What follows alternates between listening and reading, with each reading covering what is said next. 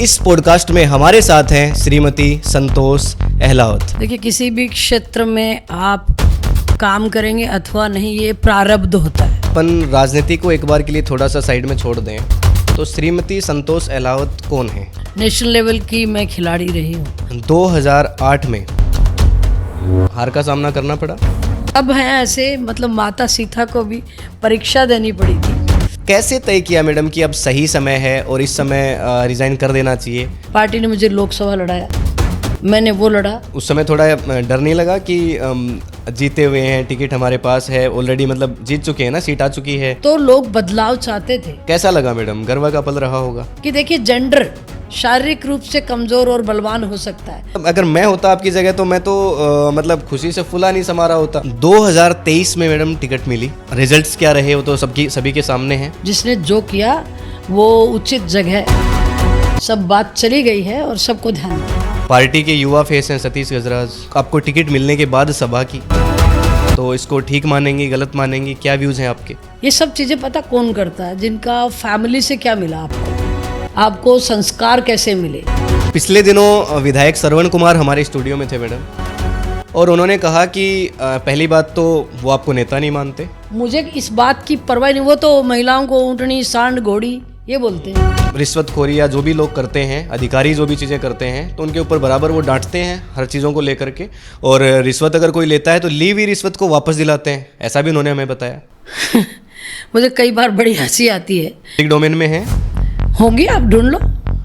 आप कई लोगों को बोलो, आप बहुत अधिकारियों के इंटरव्यूज भी करो। आपको लगता है कि अब कुछ कंपटीशन बढ़ गया है?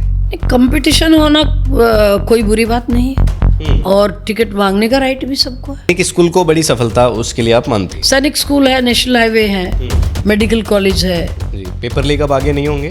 बिल्कुल नहीं होंगे, और होंगे किसी ने करने की हिमाकत की। ऐसी घिनौनी हरकतों के रेशो देखिए आप।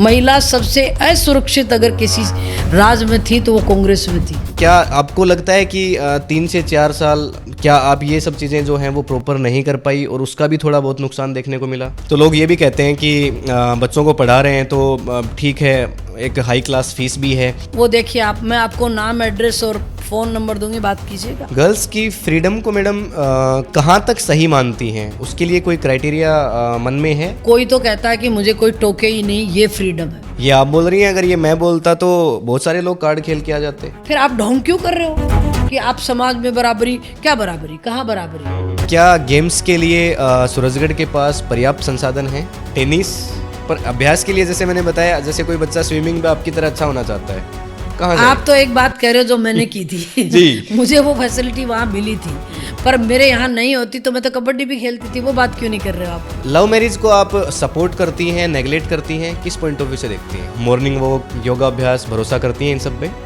देखिए, मैं 5 बजे उठती हूँ, वॉक करके आती हूँ, योगा करती हूँ। इस सत्र का मैडम सबसे बड़ा सवाल कुंभाराम लिफ्ट परियोजना। लोग दुआई देते हैं कॉन्स्टिट्यूशन की कि धर्मनिरपेक्ष देश लिखा। हाँ, कोई ऐसी प्रेरक मूवी जो अच्छी लगी हो? स्ट्रेस वगैरह कभी होता है? स्ट्रेस तो सबकी जिंदगी में है। जीवन में सुरेंद्र अहलावत जो हस्बैंड है, कितना सपोर्ट रहता है? उनके बिना एक्चुअली मैं खुद की कल्पना नहीं कर पाती।